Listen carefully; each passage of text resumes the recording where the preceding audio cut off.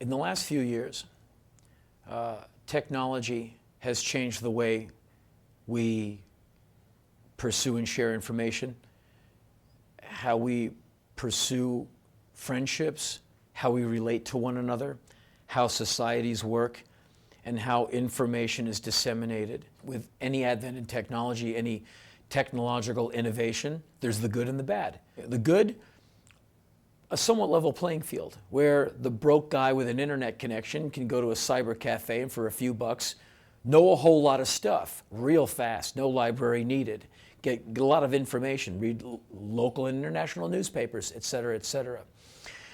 The down part is internet predators who have done awful things to people who don't know how to protect themselves. Fraud and scandal, where people have been bilked out of all kinds of money.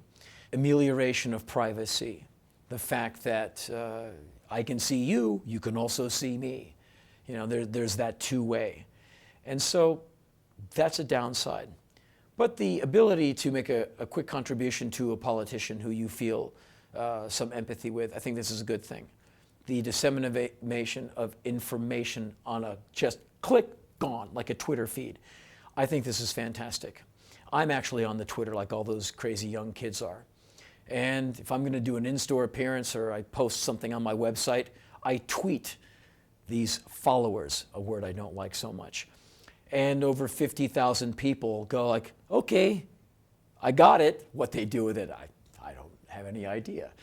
But I love that idea of I can get to you and you can get to me very quickly. But it's also allowed media to become convincingly transparent while they become mischievously and maliciously non-transparent. And in the media now, what you get now is lots of opportunity to get information and lots of opportunity for the information to be misinformation, disinformation, non-information, distractive information. When we should be looking at this, we're going to find out about the Kardashians because we can point and click. And so I blame CNN as much as I blame the Bush administration for all the dead Americans and the dead Iraqis in Iraq. I think CNN was complicit. I think all the news outlets, I think they knew more than what they were saying. I think they were afraid of losing access to the president, to the White House, to this skinny by not reporting all that they knew. So eventually they are moral cowards at best. At worst, they are war criminals. They are co-conspirators in a mass murder. And maybe they need to be eating government cheese sandwiches and wearing bright orange suits. Dick Cheney, George W. Bush, Donald Rumsfeld certainly need to go to a court of law and answer some very, very straight-ahead questions with all truthfulness. So do people at CNN, Fox News, CNBC, MSNBC, the New York Times, the Washington Post, and on and on and on, because they knew more than what they told, because they're sucking up to a corporate bottom line. And they wanted access, so they traded the truth for access.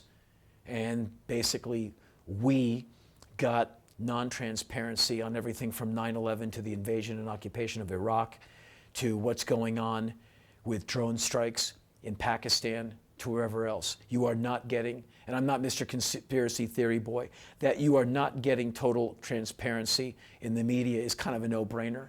And I don't think anyone's really going to argue that unless they own CNN or Fox News, and they'll just, they'll tell you what they're going to tell you. But as a consumer, I'm not Einstein, but I do know when I'm getting pulled around.